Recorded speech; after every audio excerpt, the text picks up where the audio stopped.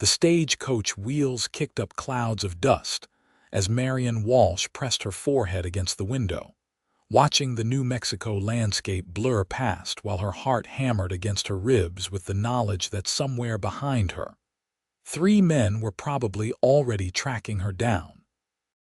She had fled Boston with nothing but a worn carpetbag and the forged letter of acceptance she had stolen from another woman's room at the boarding house. A letter that promised marriage to a rancher named Nathan Irving who lived somewhere outside Santa Fe. And now she was pretending to be someone she was not while running from debts she could never repay and men who would kill her for what she had witnessed. The year was 1878, and the New Mexico territory stretched out before her like a promise of salvation or damnation. She was not yet sure which. The other passengers dozed fitfully in the afternoon heat, but Marianne could not sleep. Every time she closed her eyes, she saw Carlton Mercer's face as he fell, the dark bloom of blood spreading across his pristine white shirt, and heard the cold voice of his killer saying they would eliminate anyone who had seen what happened that night in the warehouse. She had been delivering laundry to the boarding house near the docks when she had taken a wrong turn in the fog. The gunshot had echoed off the wet cobblestones, and she had frozen like a rabbit before a wolf, watching through a grimy window as 3 men stood over a body. One of them had turned, and their eyes had met through the glass. She had run, but she knew they had seen her face clearly in the lamplight. Running to the law had not been an option. The man who had pulled the trigger was police captain's brother, and Marianne was nobody, an orphan who worked 14 hours a day in a laundry for pennies, with no family and no prospects. So she had done the only thing she could think of.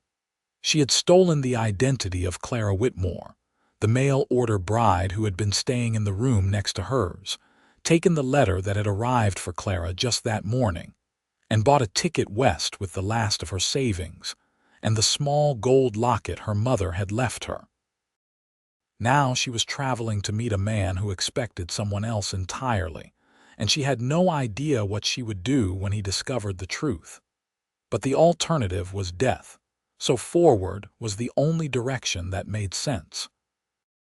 Santa Fe, 20 minutes. The driver called from above, and Marianne's stomach twisted itself into knots. She smoothed down her travel-stained brown skirt and adjusted the simple bonnet that covered her dark hair. The letter crinkled in her pocket where she had read it so many times she had memorized every word. Nathan Irving sought a wife to share his ranch, a woman of good character and strong constitution who would not balk at hard work and isolation. He promised fair treatment, respect, and a home. The real Clara Whitmore had apparently written back accepting his proposal, but Clara would not be getting off this stagecoach. The town of Santa Fe rose from the desert like a miracle, all adobe buildings glowing golden in the late afternoon sun. The stagecoach rattled to a stop in front of the depot, and Marianne gathered her courage along with her carpetbag. Her hands trembled as she climbed down the steps, her legs unsteady after days of travel. The platform was crowded with people meeting arrivals, and Marianne scanned the faces, looking for a man who might be searching for a bride. Her breath caught when she saw him standing apart from the others, tall and lean in dusty work clothes, a dark hat pulled low over his eyes. Even from a distance, she could see the tension in his shoulders, the way he held himself like a man who expected disappointment. Nathan Irving was younger than she had expected, perhaps 30 at most, with sun-bronzed skin and dark hair that curled slightly at his collar. His face was angular and weathered, marked by years of outdoor work, but handsome in a rough, honest way. He held his hat in his hands, turning it nervously as he watched the passengers disembark. Marianne forced her feet to move, walking toward him on legs that felt like water. "Mr. Irving." He turned, and she was struck by the color of his eyes, a startling blue-green like the ocean she had left behind. His gaze swept over her, taking in her worn clothing and nervous expression, and something shifted in his face, disappointment maybe, or concern. "Miss Whitmore." His voice was deep and rough, like gravel sliding over stone. "Yes," Marianne lied, the word bitter on her tongue. "I am Clara Whitmore." For a moment, he just looked at her, and she had the uncomfortable sensation that he could see straight through her pretense to the frightened, desperate woman beneath. Then he nodded slowly and settled his hat back on his head. "Welcome to Santa Fe. I hope your journey was not too difficult." "It was long, but I am grateful to be here." That at least was true.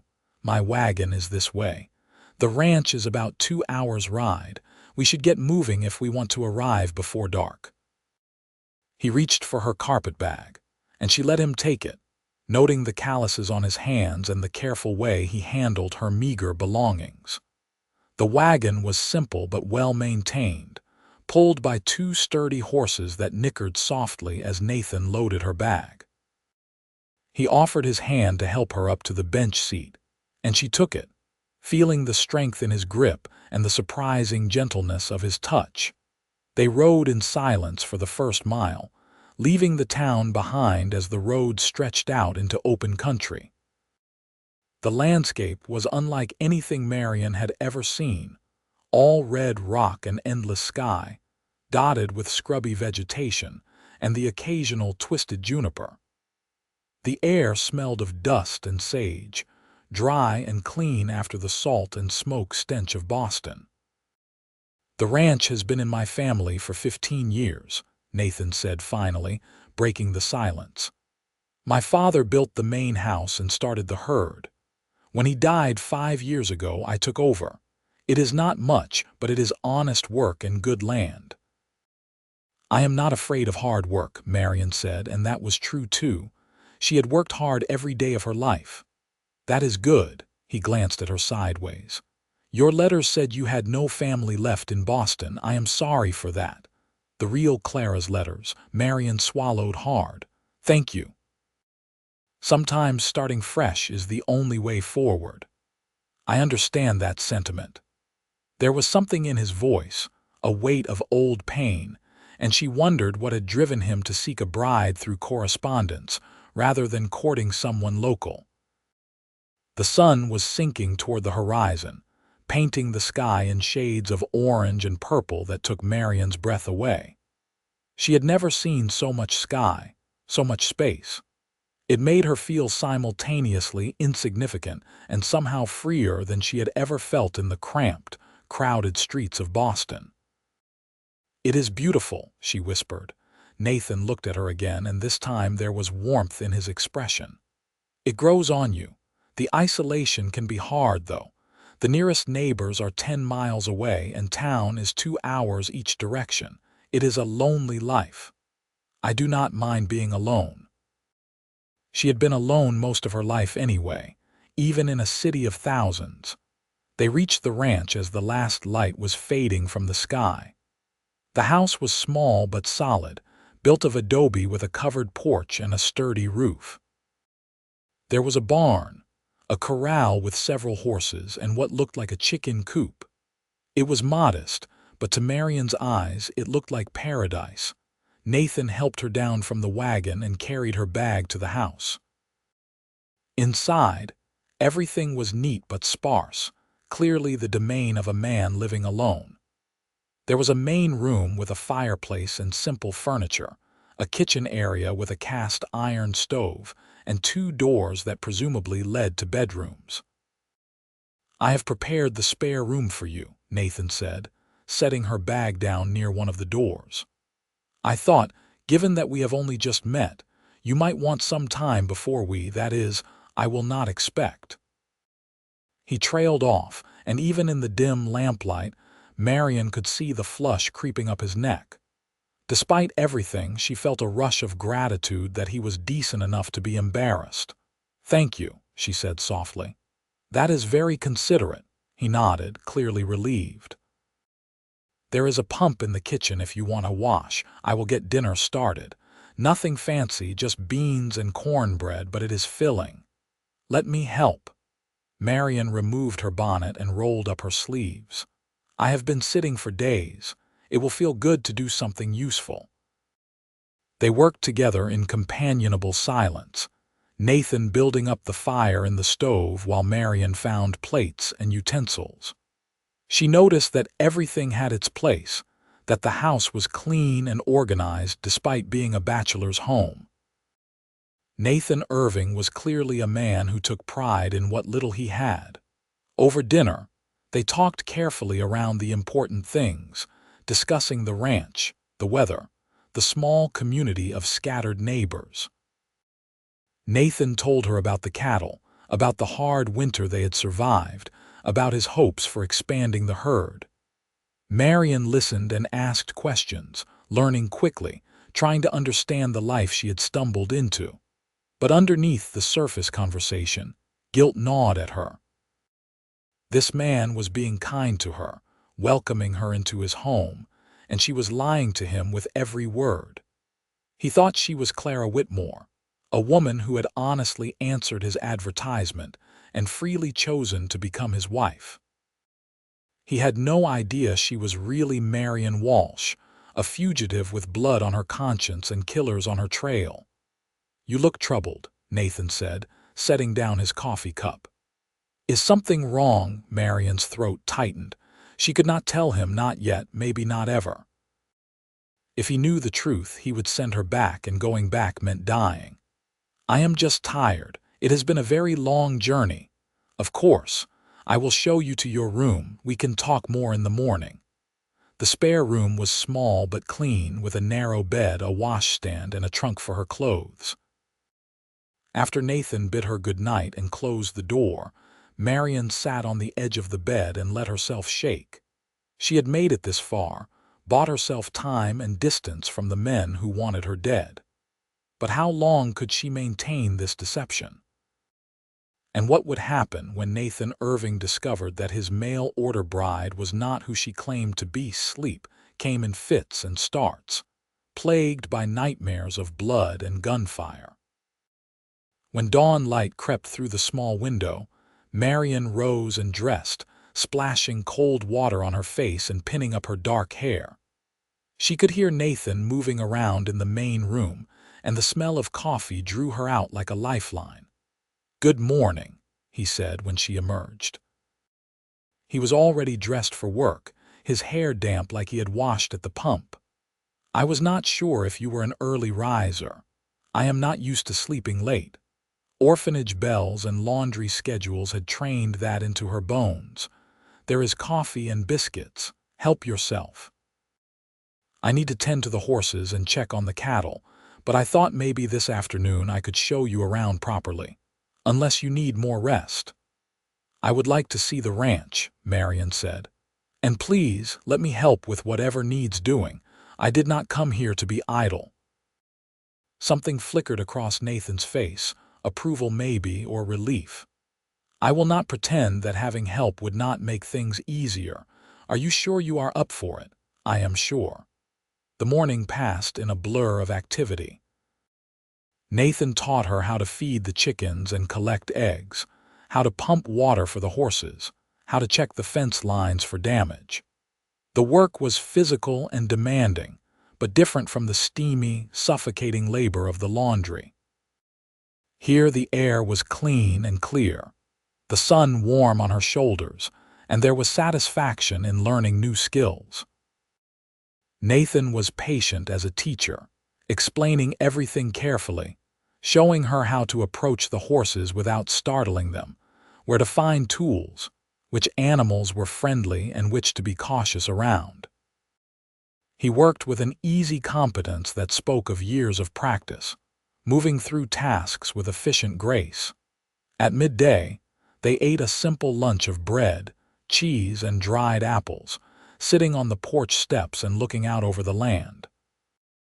From here, Marianne could see for miles, the vast emptiness broken only by distant mountains and the occasional gnarled tree. "Does it ever feel too big?" she asked. "All this space?" Nathan considered the question. "Sometimes." especially at night when the wind howls and you remember you are very small and alone. But it is also freeing. No one here to judge you or tell you what you should be, just you and the land and the work. Is that why you came out here? To be free? He was quiet for a long moment. My father wanted to build something that was his own. He worked in a factory back east, dangerous work that broke men down. He wanted better for his family. So we came west when I was 12, and he built this place from nothing. Nathan's voice softened with memory. He used to say that a man could breathe out here. And your mother, she died of fever the first winter. It was hard on her, the isolation and the harsh conditions. I think she missed the city more than she admitted. There was old pain in his words. My father never remarried. He just worked harder, poured everything into the ranch. When the influenza took him 5 years ago, I kept going because it seemed wrong to let what he built fall apart. Marianne's chest tightened with sympathy. I am sorry. It must have been difficult losing them both. It was. Nathan turned to look at her, his eyes searching her face. Is that why you answered my advertisement? Because you understand what it is to be alone? She wanted to tell him the truth so badly it physically hurt. Instead, she said, yes, I understand loneliness. That afternoon, Nathan took her riding to see more of the ranch. He saddled a gentle mare named Copper for her and rode beside her on his own horse, a rangy gelding called Scout. Marianne had never ridden before, but she was determined not to show fear, gripping the reins and trying to move with the horse's rhythm as Nathan had instructed. They rode out to where the cattle grazed, a small herd of maybe 50 head scattered across a wide valley. Nathan explained his plans for the ranch, how he hoped to increase the herd gradually, maybe hire a hand or two if the profits allowed.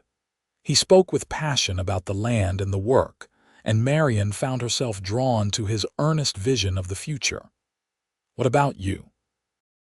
He asked as they turned the horses back toward home. What are your dreams? What do you hope for? The question caught her off guard. No one had ever asked her that before. I suppose I just want a place to belong, somewhere I can be safe and useful. I never had that before. You have it here if you want it. Nathan's voice was serious. I know we are still strangers and I will not rush you into anything you are not ready for, but I meant what I said in my letters. I am looking for a partner, not a servant, someone to build a life with. Guilt twisted in Marianne's gut like a knife. He thought he was speaking to a woman who had chosen to be here, who had come honestly seeking marriage. He had no idea that she was a liar and a fraud, that she had stolen another woman's identity and was using him as a shield against pursuers he did not even know existed. That is what I want too, she said, and it was not entirely a lie. The life Nathan was offering was everything she had never dared to dream of. But she had no right to it, not while she was deceiving him. That evening, after a dinner of venison stew and more of Nathan's surprisingly good cornbread, they sat on the porch and watched the stars emerge. The sky was so clear and dark out here, unpolluted by city lights, that the stars seemed close enough to touch, scattered across the heavens in glittering profusion. I have never seen so many stars, Marianne breathed. Wait until winter. They are even brighter when it is cold. Nathan leaned back against the porch post, his long legs stretched out in front of him. Sometimes I come out here at night when I cannot sleep and just watch them. Makes my problems seem smaller somehow. What keeps you awake? He was silent for so long she thought he might not answer. Finally, he said, fear, mostly. Fear that I will fail, that the ranch will go under, that I will lose everything my father worked for. Fear that I will die out here alone and there will be no one to care or even notice. He laughed, but there was no humor in it. I suppose that is why I sent for a bride. Loneliness is its own kind of death. Marianne's heart clenched. She understood that fear intimately, the terror of being utterly alone in the world with no one to catch you when you fell. It was that fear that had driven her onto the stagecoach, that had made her desperate enough to steal another woman's identity. "You will not fail," she said softly, "and you are not alone anymore." Nathan turned to look at her, and in the starlight his eyes were dark and fathomless. "Neither are you." The words hung between them, heavy with meaning and promise. Marianne wanted so badly to believe them, to believe she had found safety here, that she could make a life with this good, decent man. But the lies still stood between them like a wall, and she did not know how to tear it down without destroying everything. The days began to settle into a pattern. Marianne woke before dawn and helped Nathan with the morning chores, learning more each day about the rhythms of ranch life. She fed chickens and collected eggs, helped mend fence, learned to milk the cow Nathan had bought from a neighbor. The work was endless but satisfying in a way her old job had never been. At the laundry, she had been invisible, just another pair of hands in the steam. Here, her efforts mattered.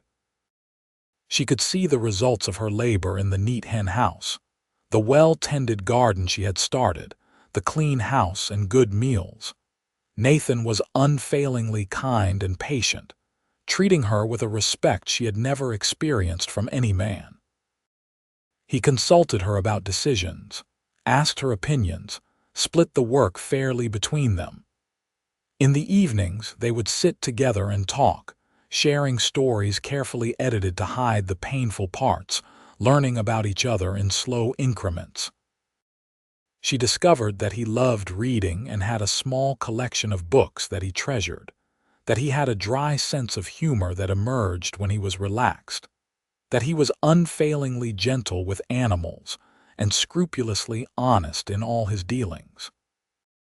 She watched him work, admiring the strength in his lean frame, the capable way he handled every task, the quiet pride he took in his ranch. And slowly, treacherously, she began to fall in love with him. It crept up on her gradually in small moments. The way he smiled when she made a joke, the sound of his laughter, the feeling of safety when he was near, the gentle touch of his hand on her elbow when he helped her over rough ground, the concern in his eyes when she was tired.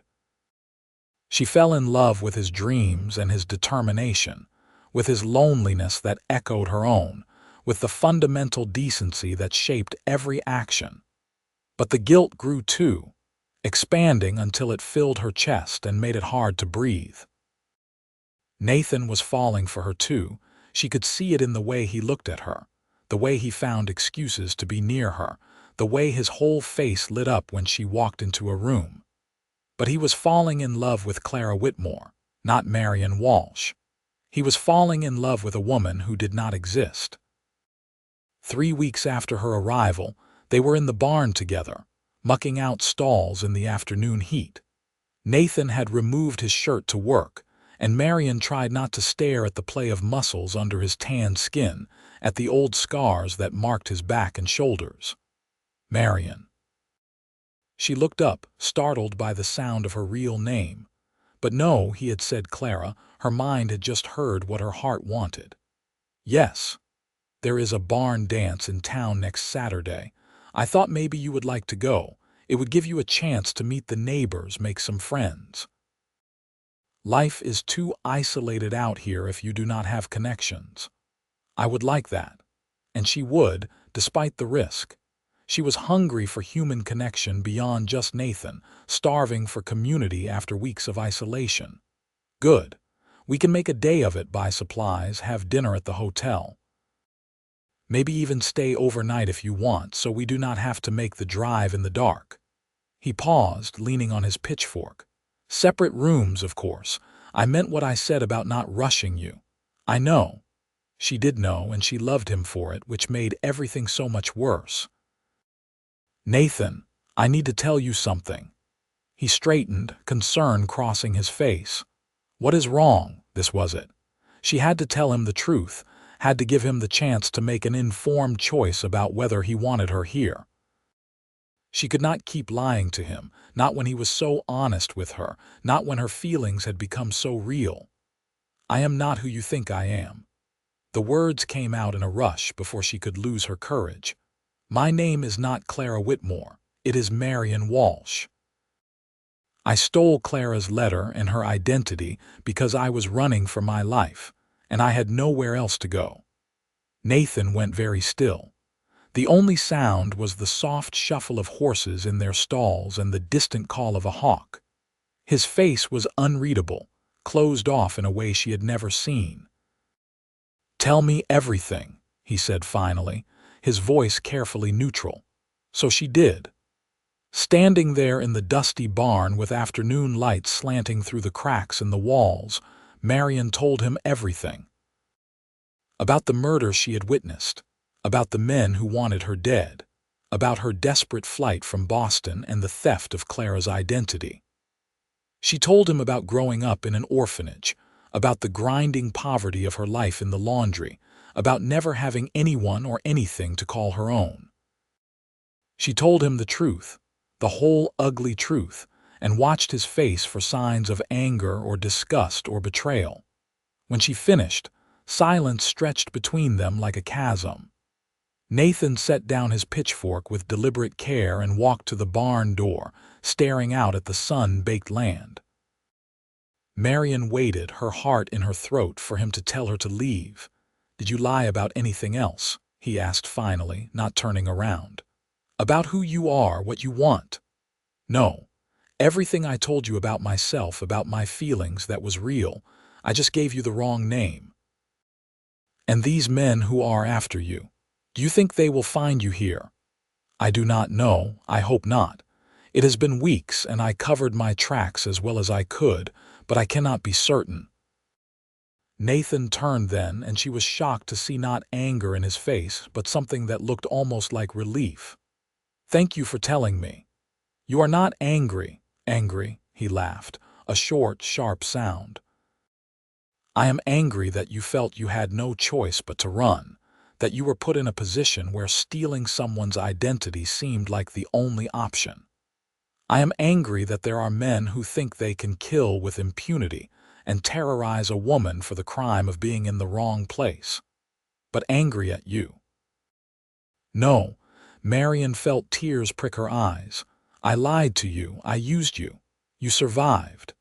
He crossed the barn to stand in front of her, reaching up to wipe a tear from her cheek with his thumb. "You did what you had to do to stay alive, and I cannot fault you for that. God knows I have done things I am not proud of to keep this ranch afloat. But I built our whole relationship on a lie. You built it on honesty about everything except your name. You told me you were alone, that you were looking for a place to belong, that you understood loneliness. That was all true, was it not?" "Yes, but Marianne." He said her name carefully, trying it out. "That is your real name, right?" "Yes, Marianne Walsh. It suits you better than Clara anyway." He smiled, small and tentative. "I am glad you told me. I knew something was weighing on you. I could see it in your eyes sometimes, like you were carrying a burden you could not put down. You are not going to send me away. Why would I do that? You are the best thing that has happened to me in years." His hand was still on her cheek, warm and gentle. "I do not care what name you came here with. I care about who you are, and that woman has been honest with me in all the ways that matter." "I do not deserve you," Marianne whispered. "That is nonsense. We are all running from something. You are just more honest about it than most." He dropped his hand but held her gaze. "But I need you to make me a promise. No more lies between us. From here on out, we are honest with each other about everything. Can you do that?" "Yes, I promise." "Then as far as I am concerned, this does not change anything. You are still the woman I have been getting to know these past weeks, still the person I have been falling for. A different name does not change that." "Falling for?" Marianne's breath caught. Nathan's ears went red, but he did not look away. "Yes. Was that not obvious?" "I thought I was being painfully transparent about it." "I have been falling for you too," she admitted. but I was afraid to let myself feel it, knowing I was lying to you. Well, now you do not have to be afraid." He reached for her hand, lacing his calloused fingers through hers. "We can start fresh, right here, right now. I am Nathan Irving, and I am very glad to meet you, Marianne Walsh." She laughed through her tears, a sound of relief and joy. "I am glad to meet you too." He pulled her into his arms then, and she went willingly, pressing her face against his bare shoulder and breathing in the scent of him, sweat and horse and sun-warmed skin. His arms came around her, strong and sure, holding her like she was something precious. For the first time since that terrible night in Boston, Marianne felt truly safe. "We will figure this out together," Nathan murmured into her hair. "If those men come looking, we will deal with it. You are not alone anymore. Neither are you." They stood there in the barn, holding each other as dust motes danced in the sunlight and the horses whickered softly in their stalls. It was not a perfect solution, and the danger still existed, but somehow it felt like a new beginning, like she had finally stopped running away and started running toward something instead. That evening, they sat on the porch steps and talked for hours, Marianne filling in all the details of her past that she had previously glossed over, Nathan asking questions and listening intently. She told him about the orphanage, run by well-meaning but stern women who had little patience for children who asked too many questions. She told him about working in the laundry from the age of 14, about the endless, mind-numbing drudgery of it, the way her hands were always raw and red from the harsh soap. "I used to dream about having a home," she admitted. "Somewhere that was mine, where I could put down roots and know I would still be there tomorrow, but it always seemed impossible." "It is not impossible." Nathan's shoulder pressed against hers, warm and solid. "You have a home here for as long as you want it. Even though I am not really your wife, we never had a real marriage ceremony. We can fix that if you want. There is a circuit preacher who comes through town every few months, or we could go to Santa Fe and find someone official." He paused. "But I will not pressure you. When you are ready, if you are ready, we can make it legal. Until then, as far as I am concerned, you belong here." Marianne turned to look at him, at the honest kindness in his face, the steadfast strength in his eyes. "I would like that. To make it real, I mean, when the time is right. No rush. We have time." He smiled, and she felt her heart turn over in her chest. But time, it turned out, was not on their side. They made the trip to town the following Saturday as planned, riding in with the wagon as the sun rose, turning the desert landscape from purple shadow to golden glory. Marianne wore her best dress, a simple blue cotton she had sewn herself from fabric Nathan had bought her, and she had carefully arranged her dark hair in a style she hoped looked respectable.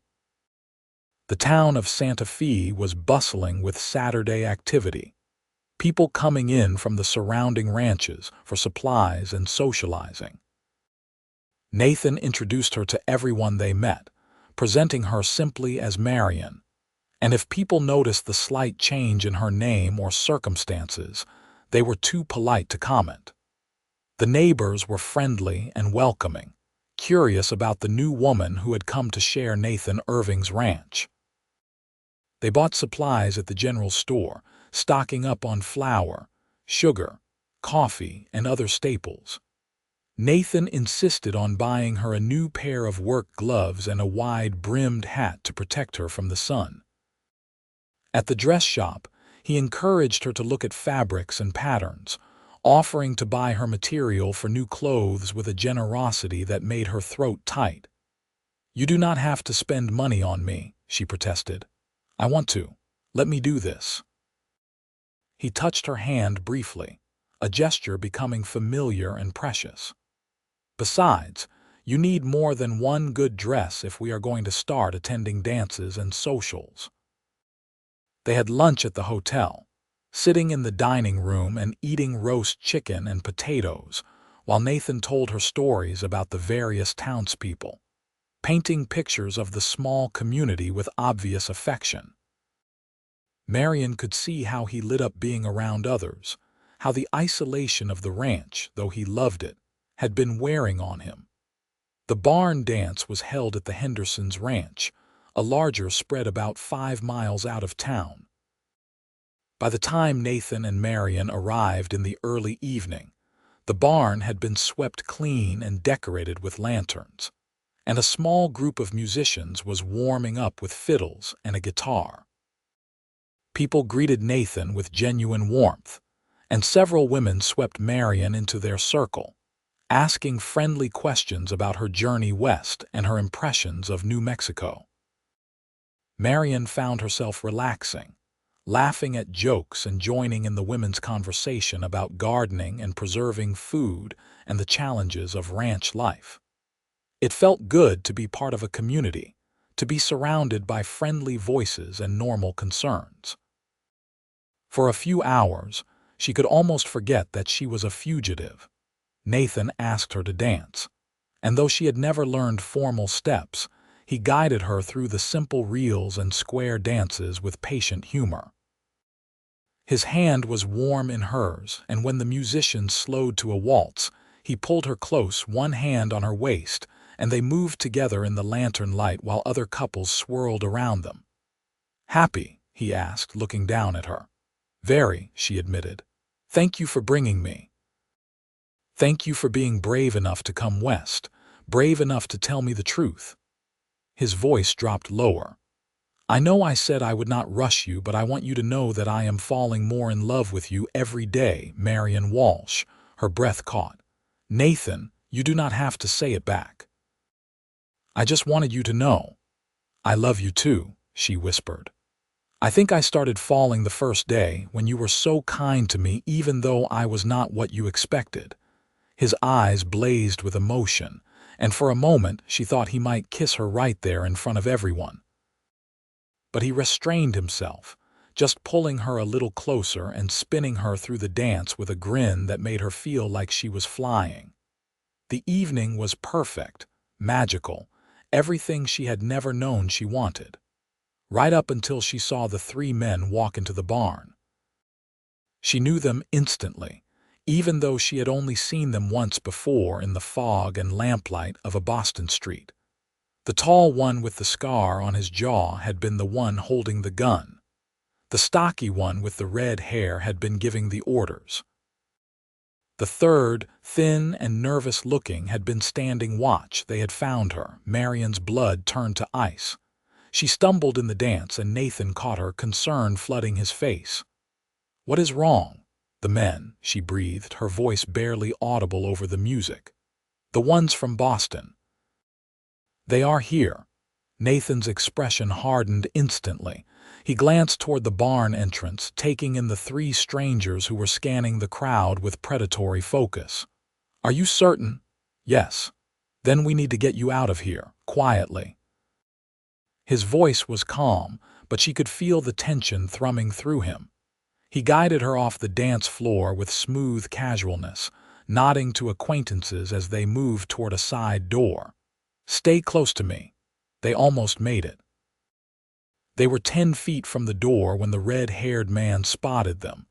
His eyes locked on Marianne, and she saw recognition and triumph flash across his face. "That is her," he said loudly, pointing. "That is the woman from Boston, the witness." The music stuttered to a stop. People turned to stare. Marianne felt Nathan's arm come around her, protective and solid. "I think you have made a mistake," Nathan said evenly. "This is Marianne Walsh, my wife. We have been living on my ranch for months." "That is a lie," the scarred man said, pushing forward through the crowd. "Her name is Clara Whitmore, and she saw something she should not have. We have been tracking her since Boston." "Actually, gentlemen, you are both wrong." The voice came from near the barn door, and everyone turned to see a small, dark-haired woman in traveling clothes standing there, flanked by 2 official-looking men. "My name is Clara Whitmore. I am the woman you have been corresponding with, Mr. Irving. I apologize for my delay in arriving. There were complications with my travel arrangements. Silence fell over the barn. Marianne stared at the newcomer in shock. This was the real Clara Whitmore, the woman whose identity she had stolen. I do not know who this woman is, Clara continued, walking further into the barn with the two men flanking her like guards. But she stole my letter of acceptance and traveled to New Mexico in my place. These men have been following me for weeks, insisting I was someone named Marianne Walsh who witnessed a murder. Finally, I contacted the authorities to clear up the confusion. One of the men with Clara stepped forward, pulling out a badge. I am Deputy Marshal Frank Cooper, operating out of Denver. These 3 men are wanted for questioning in connection with a murder in Boston. They have been operating without jurisdiction, harassing Miss Whitmore here across 3 territories. He looked at the 3 men with cold authority. You are under arrest. Everything happened very quickly after that. The scarred man tried to run and was tackled by 3 local ranchers. The nervous one pulled a gun, but Nathan moved faster, disarming him with efficient brutality. Only the red-haired leader remained still, his face flushing with rage as the deputy marshal clamped handcuffs on his wrists. She saw us, he snarled, pointing at Marianne with his bound hands. She is the witness. She can identify us. And you just confessed to the crime in front of 40 witnesses, Marshal Cooper said dryly, which makes my job considerably easier. He turned to Marianne. Are you Marianne Walsh? She nodded, unable to speak. Did you witness a murder in Boston approximately 5 weeks ago? Yes. Her voice came out as a whisper. Then I will need you to come with me to give an official statement. Your testimony, combined with this public confession, should be enough to ensure these men face justice. He looked at Nathan. Mr. Irving, I presume, you can accompany her if you wish. This should not take more than a day or 2. Nathan's arm tightened around Marianne. I am not letting her out of my sight. Clara Whitmore approached them, and Marianne braced herself for anger or accusation. But the other woman's face held only sympathy. I am sorry for the trouble, Clara said softly. When these men started following me, insisting I was you, I realized someone must have taken my place. It took some time to contact the authorities and arrange to have them followed here. She looked at Nathan. I apologize for the confusion regarding our correspondence, Mr. Irving. I understand if you feel deceived. No deception, Nathan said firmly. You have my gratitude for bringing the law and clearing up this situation. He looked down at Marianne, and the love in his eyes made her want to cry. I already have the woman I want. Clara smiled, a little sad but genuine. Then I wish you both happiness. I will be returning to Boston. It turns out the West is not for me after all. The next few hours were a blur of statements and questions and legal formalities. Marshal Cooper took detailed testimony from Marianne about what she had seen that night in Boston, carefully writing down every detail. The 3 killers were locked in the sheriff's small jail to await transport to Denver for trial. The marshal assured Marianne that her testimony, combined with the public confession, would be more than enough to convict them. You are free to go, Miss Walsh, he said finally, though we may need you to travel to Denver to testify when the case goes to trial. I will be there, Marianne promised, whatever it takes to see justice done. By the time everything was settled, it was well past midnight. Nathan insisted on getting a room at the hotel, 2 rooms again, though Marianne was so exhausted she probably could have slept standing up. She lay in the narrow bed and stared at the ceiling, her mind spinning with the night's revelations. The men were caught. She was safe. The real Clara Whitmore had come and gone, leaving Marianne's place at Nathan's side unchallenged. It felt like a miracle, like divine intervention, like the universe had decided she deserved a happy ending after all. A soft knock at her door brought her out of her thoughts. She opened it to find Nathan standing there in his shirt sleeves, his hair rumpled and his eyes concerned. "I could not sleep," he admitted. "I kept thinking about what could have happened if Clara had not shown up with the marshal, if those men had reached you first. But they did not. I am safe. This time." He reached for her hand. "Marianne, I need to ask you something, and I need you to answer honestly. Do you want to stay with me? Not because you are running or hiding or have nowhere else to go, but because you actually want to be here." "Yes," she said without hesitation. "I want to stay. I want to build a life with you." "I love you, Nathan." Relief washed over his face. "Thank God, because I do not think I could bear to lose you now." He cupped her face in his hands, his thumbs gentle on her cheekbones. "Marry me, Marianne Walsh. Not as a convenience or a business arrangement, but because I love you and want to spend my life with you." "Yes," she breathed. "Yes, I will marry you." He kissed her then, finally, his lips warm and gentle on hers. It was a kiss full of promise and hope, a kiss that tasted like coming home. When they finally broke apart, both breathing hard, Nathan rested his forehead against hers. "Tomorrow we are going to find that preacher and make this official. No more waiting, no more pretending.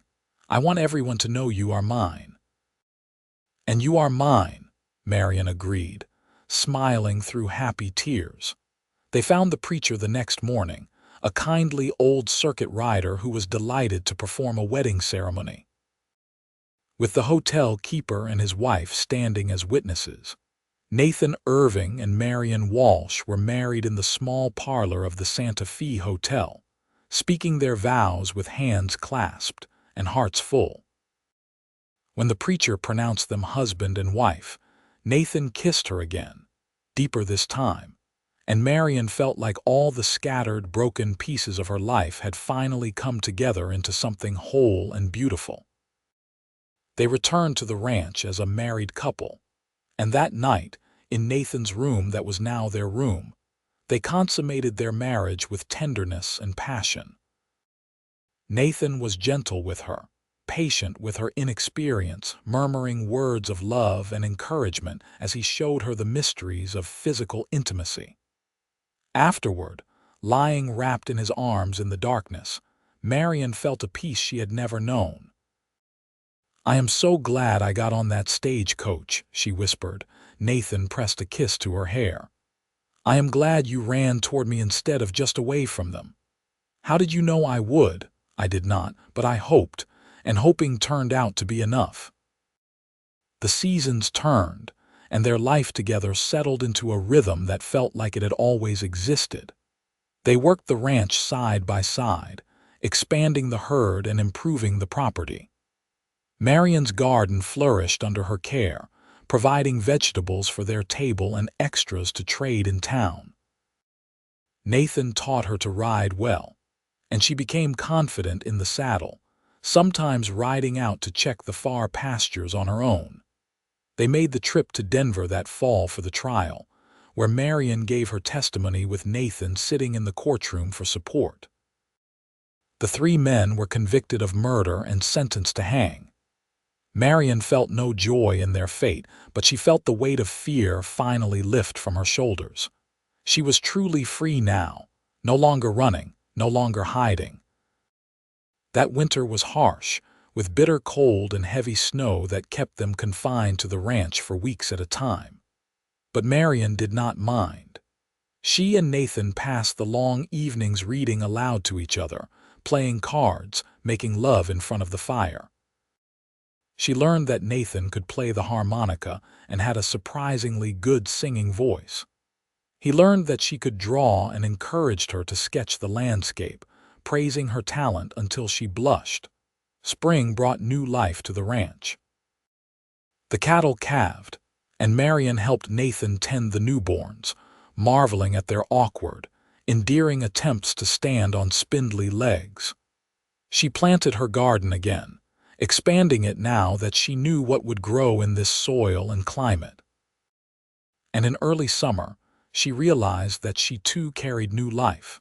She told Nathan one evening as they sat on the porch watching the sunset.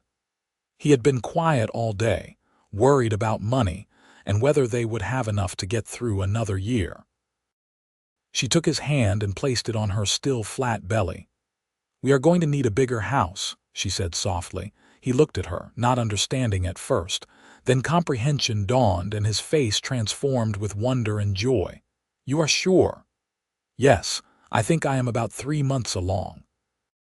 Nathan pulled her into his arms, holding her so tightly she could barely breathe. "A baby. We are going to have a baby."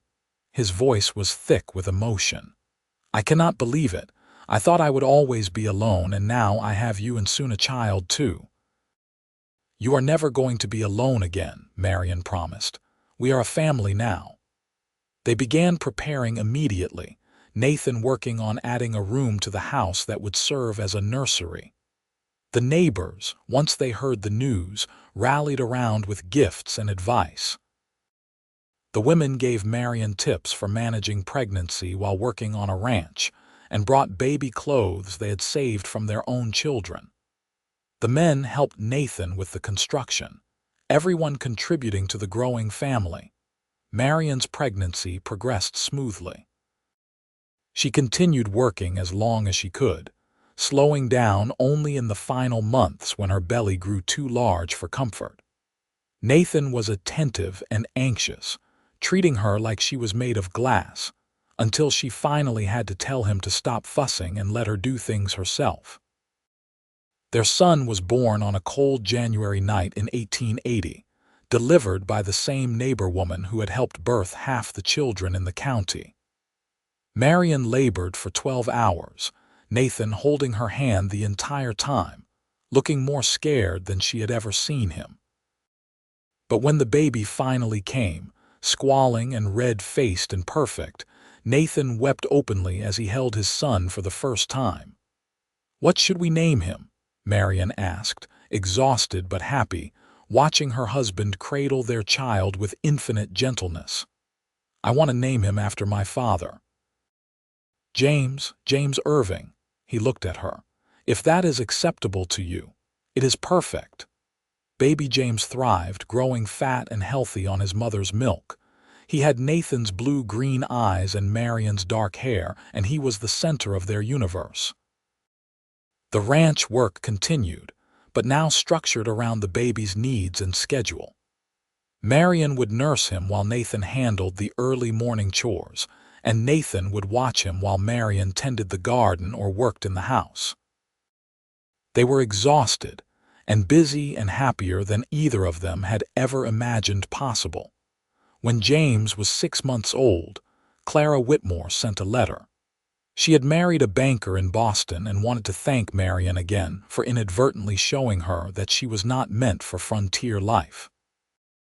The letter was kind and generous, wishing them well and enclosing a silver baby spoon as a gift for James. "She sounds happy," Marianne said, reading the letter aloud to Nathan as he rocked their son. "Good. Everyone deserves to find where they belong." He smiled at her. "I am just grateful you belong here with me." The years passed in a blur of work and love and the ordinary miracles of family life. James learned to walk, to talk, to ride a horse almost before he could run. The ranch prospered, slowly but steadily, the herd growing as Nathan's careful management paid off.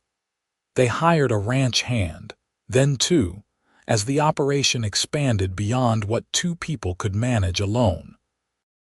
When James was 3, Marianne gave birth to a daughter they named Sarah, a tiny, delicate thing with her mother's features and her father's stubborn chin. 2 years after that, another son arrived whom they called Thomas.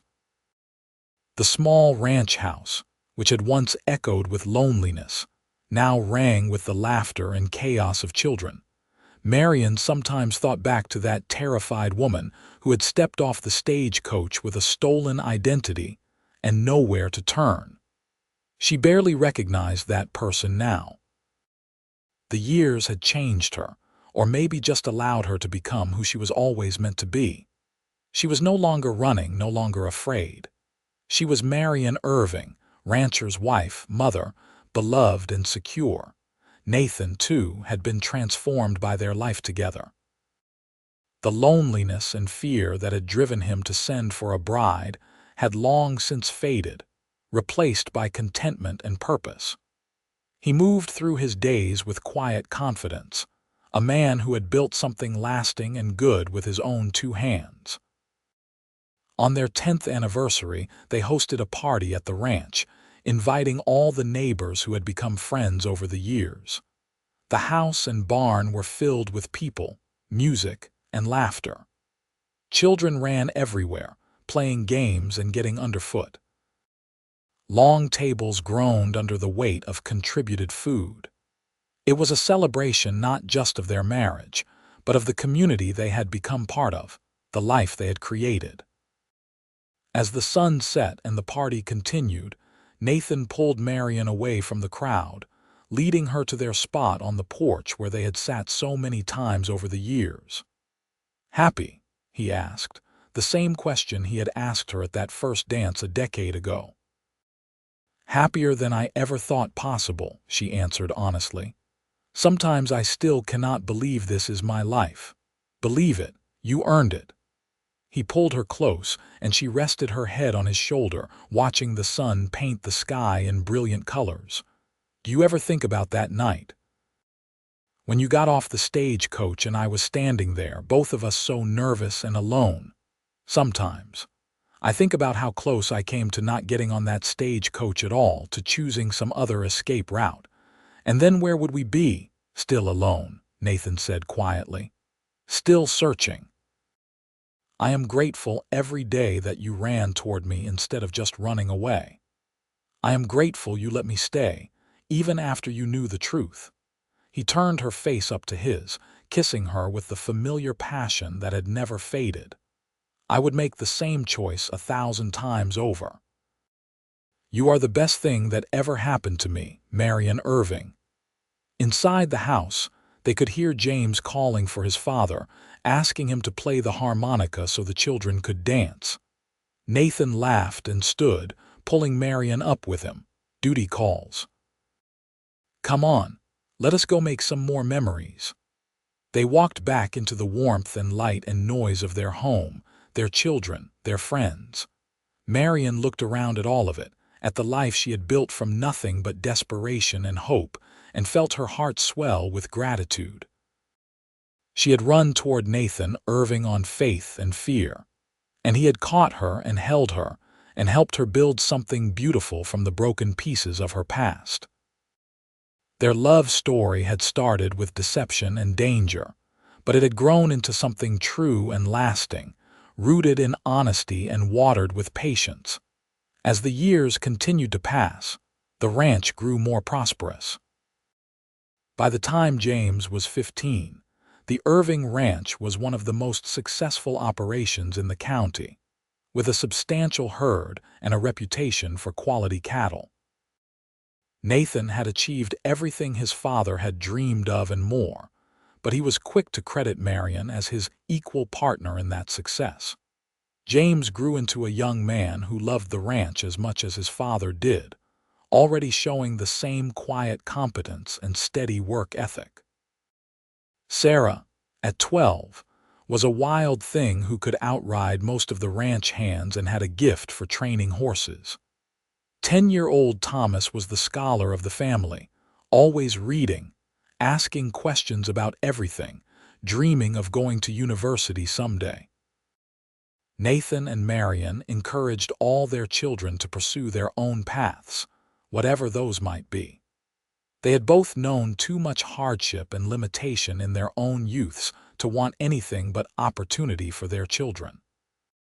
On a warm evening in late summer, when Marianne was 42 and Nathan 46, they sat on their porch as they had countless times before. The children were in town at a dance, trusted to look after each other and ride home safely. The ranch was quiet except for the usual evening sounds of animals settling for the night. "You ever miss Boston?" Nathan asked, a question he had never asked in all their years together. Marianne considered it seriously. "I miss the ocean sometimes. The sound of it, the salt smell. But not the city itself, not the life I had there. That woman who worked in the laundry and had nothing to call her own, she feels like someone else entirely now." "She was brave," Nathan said. "Braver than she knew, to take such a risk, to run toward the unknown rather than just accept defeat." "I did not feel brave. I felt terrified. Bravery and fear are not opposites. Sometimes the bravest thing you can do is act despite the fear."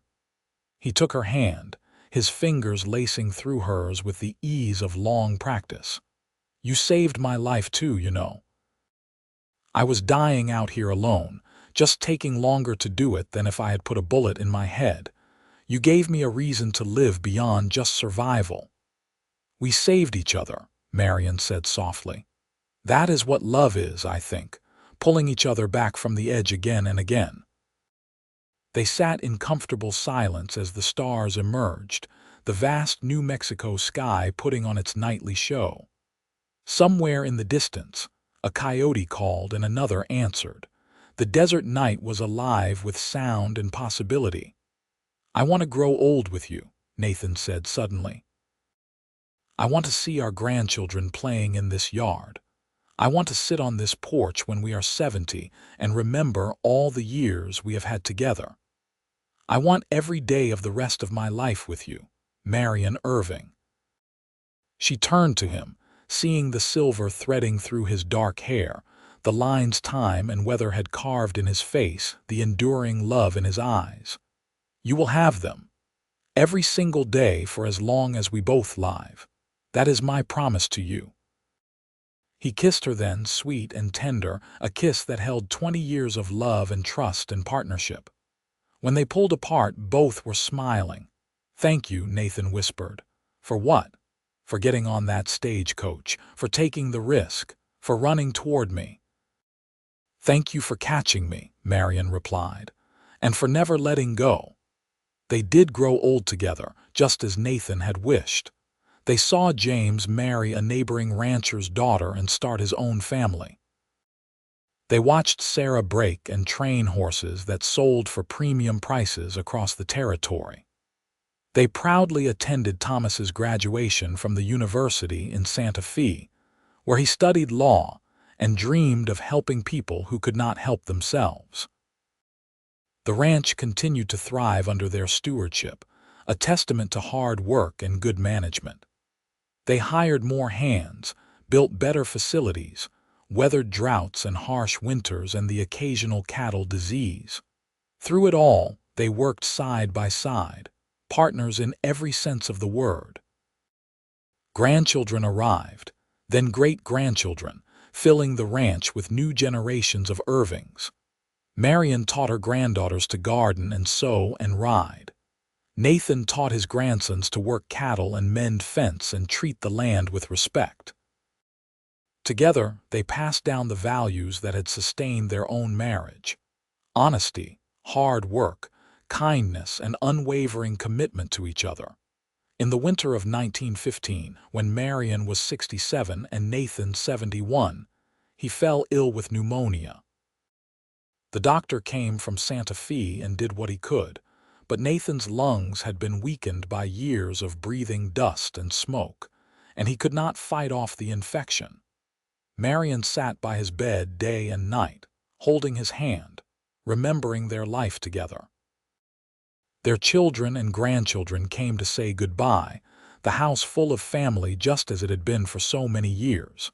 On his last day, Nathan squeezed Marianne's hand and smiled at her with eyes still clear and full of love. "Best decision I ever made," he whispered. "Sending for a bride." "Best decision I ever made was answering," Marianne said, tears streaming down her face. "Even if I was not the bride you sent for, you were exactly the bride I needed." His voice was barely audible now. "Thank you for 37 years of happiness, Marianne Walsh Irving. I love you."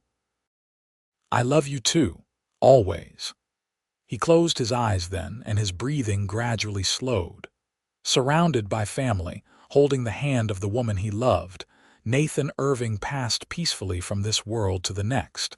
Marianne mourned him deeply, feeling the loss like a physical wound. But she did not break. They had built something too strong for that. She continued to manage the ranch with James's help, staying active and engaged with her family and community. She lived another 12 years, long enough to see 3 more great-grandchildren born, and to know that the Irving Ranch would continue for generations to come. When her own time came in 1927 at the age of 79, Marianne went peacefully in her sleep, her family around her, and a lifetime of love behind her. They buried her next to Nathan under the vast New Mexico sky, the land they had both loved spread out around them.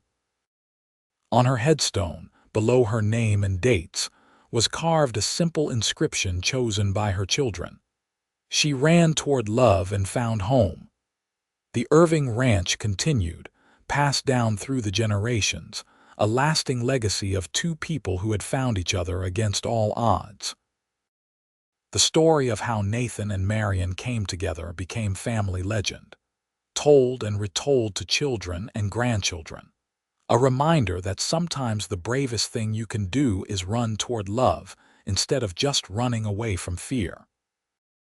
And on warm summer evenings, when the desert wind blew through the ranch buildings and the stars shone brilliant and clear, those who lived there sometimes felt the presence of 2 spirits, still sitting on that old porch, still holding hands, still grateful for the chance encounter that had changed both their lives. They had started as 2 lonely people desperately seeking connection, and they had built something beautiful and lasting. Their love had weathered every storm, overcome every obstacle, grown stronger with each passing year. It was a love born of honesty and trust, nurtured by partnership and respect, sustained by unwavering commitment. In the end, it did not matter that Marianne had come to Nathan under false pretenses, that she had been running from danger rather than running toward love. What mattered was that they had both been brave enough to choose each other, again and again, every single day for the rest of their lives. That was the true story of Nathan Irving and Marianne Walsh, the lonely cowboy and the mail-order bride who confessed she was running away, and the simple but profound truth he had spoken that changed both their lives. Then run toward me instead, and she had, and he had caught her. And together, they had built a love story that lasted a lifetime and beyond, a testament to the transformative power of choosing love over fear, of running towards something instead of just running away. Their descendants continued to work the Irving Ranch well into the next century, each generation adding their own chapters to the family story, but always remembering the foundation laid by Nathan and Marianne. The ranch became a registered historic property, recognized not just for its contribution to the cattle industry, but for the human story at its heart, a story of love and redemption, and the courage it takes to trust another person with your whole heart. And in the old ranch house, now preserved as part of the historic site, visitors could still see the porch where 2 lonely people had sat and talked and fallen in love, where promises had been made and kept, where a life had been built from nothing but hope and hard work and unwavering devotion. It stood as a reminder that sometimes the best things in life come not from perfect plans, but from imperfect people being honest with each other, taking risks for love, and choosing to build something together despite fear and uncertainty and the very real dangers of a harsh world. Nathan and Marianne's story was one of the great romances of the American West, not because it was easy or perfect, but because it was real. 2 damaged people had found each other and chosen to heal together, to create something beautiful from their broken pasts, to prove that love could thrive even in the hardest soil if it was tended with patience and watered with truth. And that was a legacy worth preserving, worth remembering, worth telling to each new generation. The story of how a lonely cowboy and a runaway bride found each other in the vast New Mexico territory in 1878 and built a love that lasted forever.